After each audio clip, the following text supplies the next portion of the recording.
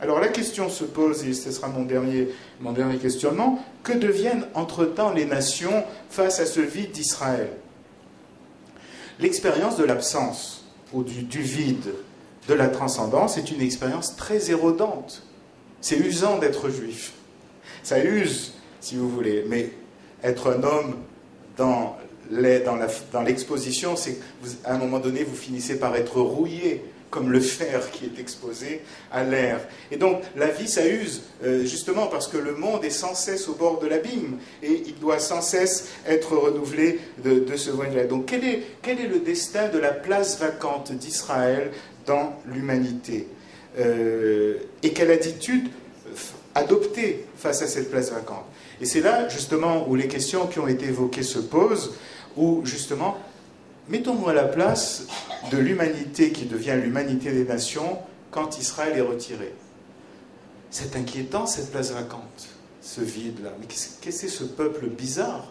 Il surgit de toutes parts, on ne sait pas où il est, même quand il s'installe, il semble être un étranger. Et il y a quelque chose d'étonnant, d'inquiétant dans la condition d'Israël à ce niveau-là, comme la transcendance de ce point de vue-là. Mais si vous voulez, quelle est la tendance face à cette expérience du vide? La tendance de l'individu comme de la civilisation humaine, c'est de le remplir, c'est de le combler. Et c'est là où vous avez justement les substituts de la présence du peuple absent, les nouvelles Israël que l'apôtre Paul a inventé, que l'islam reprend.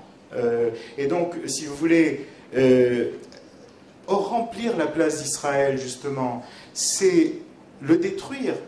Mais c'est quoi la destruction d'Israël? C'est pas la destruction d'un plein, c'est la destruction du vide au sein de l'humanité. C'est la destruction de cette place vacante. Parce que le vide a un volume, contrairement à ce que l'on peut penser. C'est pas du néant.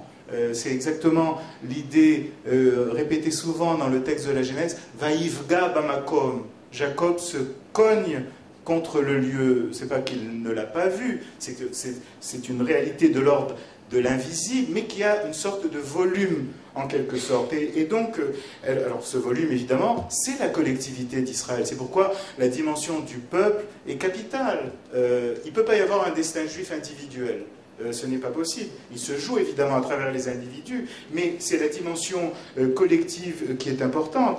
Or, pourquoi la destruction? Justement pour remplir ce qui semble être vide, alors qu'en fait, ce qui est retiré, même s'il est perçu comme étant en moins par ce qui reste face au retrait, en fait, il est mis en surcroît, il est mis en plus en yitaron, en quelque sorte.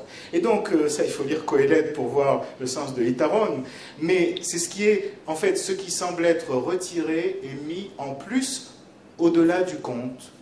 L'unité, par exemple, ne se décompte pas. Elle est au-delà de tout compte. Bon. Et donc, cette destruction s'accompagne nécessairement de l'annulation de l'instance de la loi de Noé, par exemple, dont nous avons une figure biblique qui est la fusion babélienne.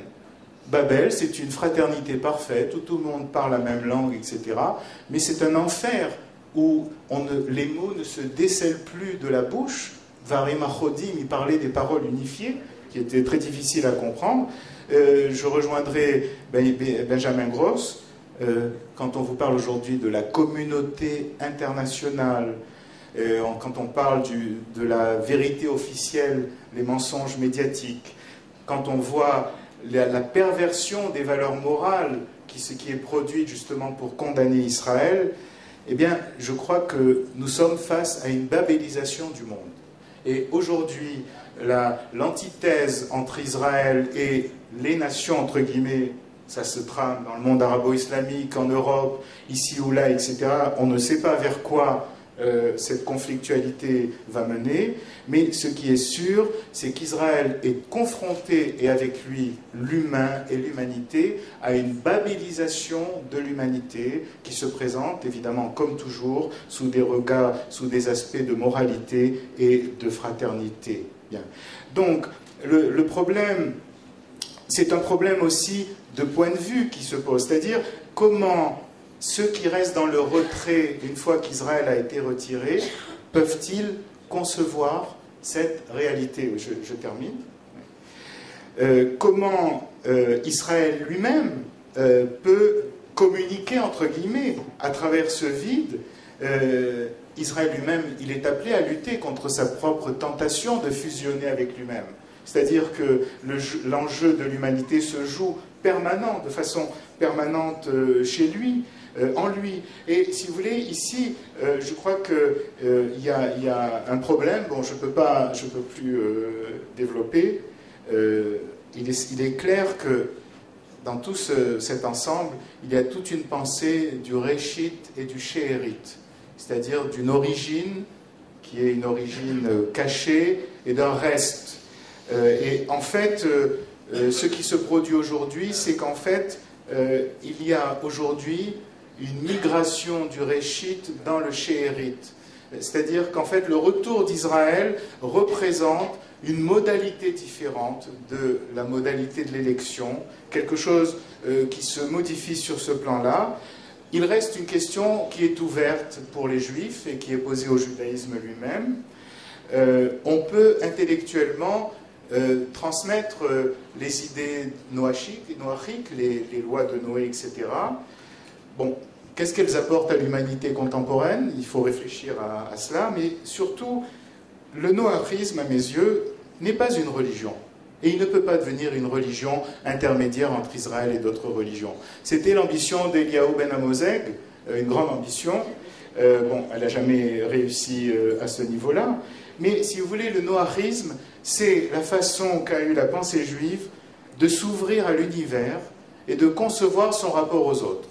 Or, elle s'est ouverte sous l'idée de loi. C'est-à-dire, remarquons que les lois noachides obligent l'humanité à établir un tribunal pour juger les différends, mais elle ne nous dit pas quelle loi ce tribunal doit appliquer. Peu importe les lois nationales qui sont appliquées, l'essentiel ici étant le tribunal. Donc le tribunal, c'est un indicateur que les lois de Noé visent à une dimension formelle plus qu'à une dimension de contenu. Bon, une fois que l'on sait ça, reste un problème. Comment nourrir cette séparation entre Israël et les nations? Je ne pense pas qu'il y ait une réponse encore.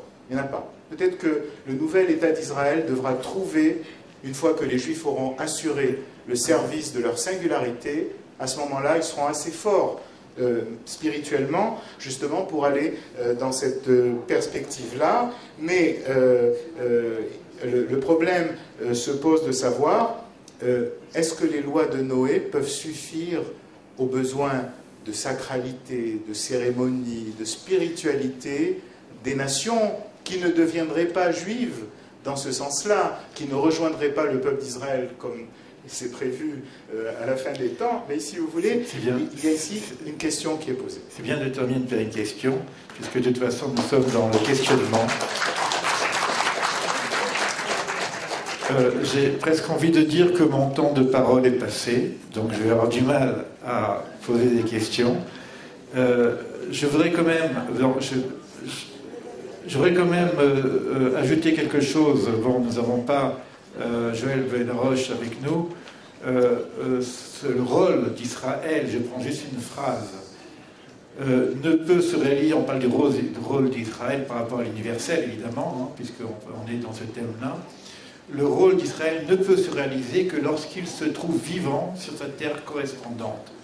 C'est un thème, je pense, qui est extrêmement important de voir que si cela se développe, ça se développe parce que nous sommes ici aujourd'hui dans notre terre. Ce que je vais demander à Rav Cherki, en 5 minutes, si c'est possible, puisque Joël Ben Aroche n'est pas là, de nous ramener quand même un peu sur terre et de voir que cette proposition à l'universel a un rapport aussi avec le retour d'Israël sur sa terre. En 5 minutes, si c'est possible.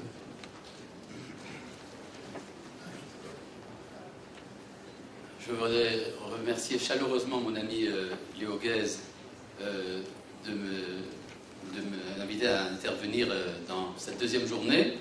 Je vais essayer d'être très rapide. Je voudrais simplement vous faire partager une impression, la différence qu'il y a entre la soirée d'hier soir et celle de ce soir. La différence entre la Haggadah et la Halacha. C'est-à-dire que hier, les débats étaient houleux, tournés autour de problèmes concrets de Halacha, et là nous sommes entrés dans la sérénité de la philosophie. Il n'y a rien de péjoratif. Hein. rajouter un petit élément de couleur. Un des questionnants hier soir a posé une question à laquelle il n'a pas reçu de réponse en public, et je suis désolé, je viens de compléter maintenant cela. Est-ce que, quand nous parlons de noarisme, est-ce que nous pouvons parler d'individu à individu? Nous sommes ici des individus à cette table, nous avons des individus en face de nous. Est-ce que le noarisme, c'est quelque chose qui se passe au niveau individuel? Et là, ça rejoint un peu ce que dit Shmuel Trigano. Est-ce que le noarisme est une religion? Et en vérité, c'est vrai. Tout ce que nous faisons ici ce soir, en fait, ne devrait pas être. Non, c'est pas. On devrait. En fait, si Israël a un rôle à remplir sur sa terre, comme le dit Yuval Ben Harosh, eh bien, ça voudrait donc dire que le président israélien, Shimon Peres, et le Premier ministre Netanyahou devraient s'adresser à Nicolas Sarkozy et lui expliquer comment on envisage notre contribution à la sanctification de la France. Voilà, c'est à peu près ça qui devrait se dire.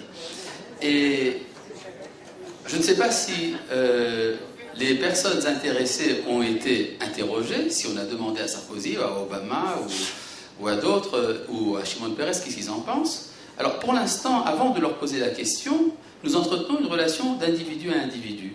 C'est peut-être comme ça qu'on change une certaine atmosphère publique et que donc le noarisme passera de la phase qu'il connaît actuellement, la phase religieuse, puisque comme on en a parlé hier soir, le grand rabbinat d'Israël a décidé finalement d'institutionnaliser le statut du Ben Noir, et ça passera à la phase politique et probablement donc à la phase cosmique, Beimera, Be'amen. Merci pour tout. Bien, j'avais le droit hier à 4 questions, une question par intervenant, j'ai perdu mon temps de parole. Je vais avoir une question, je voudrais redonner la parole quand même à mes intervenants. J'ai une question. La question qui m'a été posée hier, qui n'a pas été sur laquelle on n'a pas répondu. Évidemment, il y a un projet universel. Ça, c'est certain, on l'a vu, c'est écrit, tout le monde le dit, que ce soit philosophiquement, kabbalistiquement, politiquement, anarchiquement, c'est évident. Il n'y a pas de safek là-dessus. Le vrai problème, c'est que nous ne le savons pas. Les nations le savent, mais nous ne le savons pas. J'ai l'impression que l'éducation n'est pas vers l'extérieur, que nous avons, nous, une éducation à faire. C'est-à-dire qu'il faut apprendre que nous avons également un projet universel. Si je reste enfermé sur ma propre singularité, je m'étouffe dans l'œuf et je perds la vocation d'Israël. Donc la question que je pose, et je vais poser, je voudrais que très rapidement chacun puisse me dire une idée là-dessus. Comment éduquer Israël vers cette vocation universelle? Là, si